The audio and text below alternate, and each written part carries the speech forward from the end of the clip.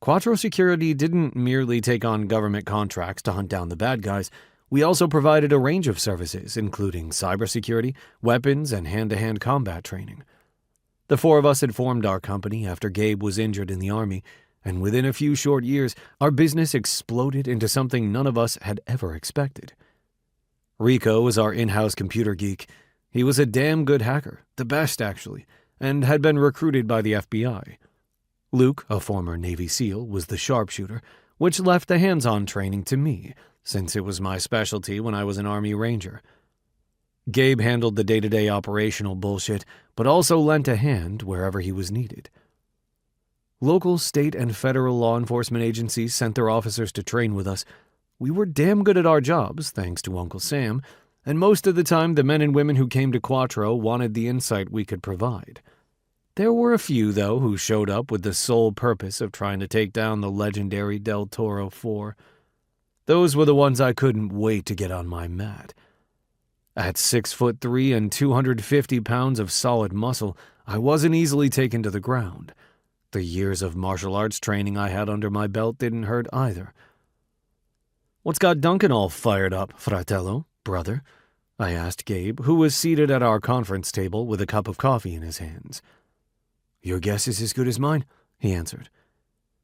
Duncan Palmer was the FBI agent who contacted us regarding the case against Senator Dobson. We'd only met with him in person the one time, but it was enough for me to see the man had demons, though he hid them well. Like recognized like, I suppose. "I'm going to wait outside for Luke." Gabe pushed back from the table, leaving the room without another word. The moment he disappeared, my mind drifted to Quin, something which happened with alarming frequency. It seemed the harder I tried to push the intrusive thoughts away, the quicker they burrowed their way into my subconscious. I had no idea why this particular woman was wreaking havoc on my mind, body, and soul, but something had to give before I went completely insane.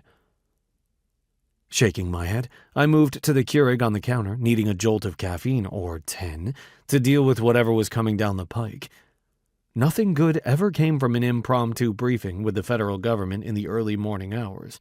Heavy footsteps against the concrete floors alerted me to their presence, and when I turned around to see Luke and Gabe strolling in, I couldn't help but smile.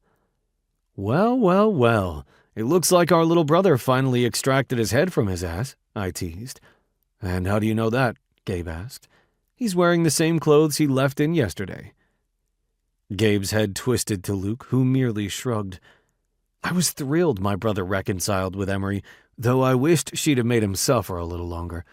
It was obvious to anyone who was around them for more than 2 seconds they were in love, so I was confident he would win her over in the end.